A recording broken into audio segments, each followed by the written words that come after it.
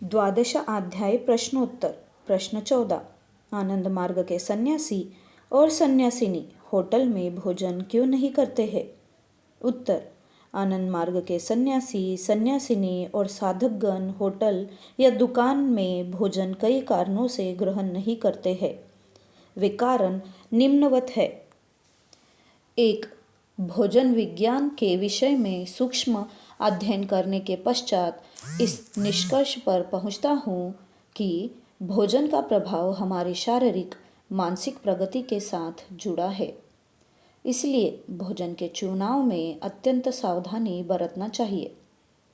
सन्यासी के लिए सात्विक आहार ही आवश्यक है, इसलिए वे आहार ग्रहण करने के पहले अवश्य चिंतन करें कि भोजन कहाँ से और किसके द्वारा बनाया गया है। भगवान गौतम बुद्ध को माँ सुजाता के हाथ से प्राप्त खीर खाने के बाद आध्यात्म ज्ञान प्राप्त हुआ और भिक्षाटन से प्राप्त सुअर का मांस खाने से उनकी मृत्यु हुई। इसीलिए आनंद मार्ग के सन्यासी, सन्यासिनी और आनंद मार्गियों को इस पर पूर्ण विचार करना चाहिए। जो दूसरों की गलती से सीखते हैं वे उत्तम कार्य के व्यक्ति हैं। जो अपनी गलती से सीखते हैं वे मध्यम कार्य के व्यक्ति हैं तथा जो कई बार गलती करने के बाद भी नहीं सीखते वे अधम व्यक्ति है।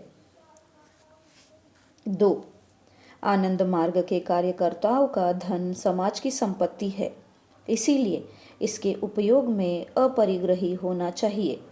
अतः होटल का भोजन महंगा हो सकता है। 3. होटल का भोजन सात्विक होने के बाद भी उसके बनाने वाले के संस्कार का विचार करना होगा। 4. यदि होटल का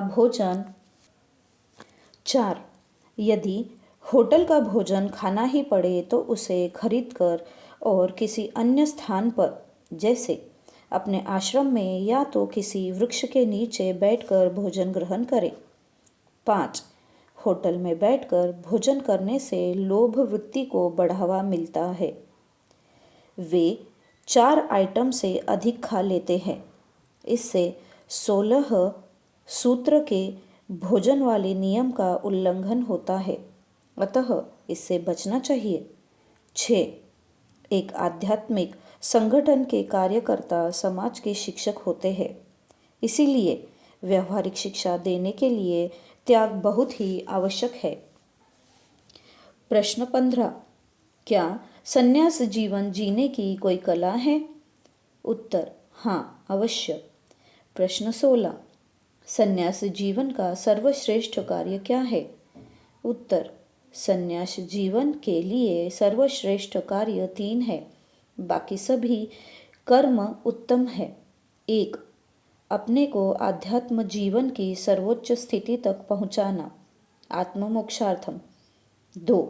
आध्यात्मिक साधना में अधिक से अधिक लोगों को दीक्षा देना। 3. सन्यासी बनने के लिए लोगों को प्रोत्साहित करना।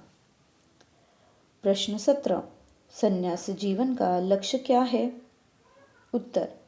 सन्यास जीवन का लक्ष्य साधना करना और साधना से प्राप्त शक्ति का नदी तथा वृक्ष के समान लोगों में वितरित कर देना है।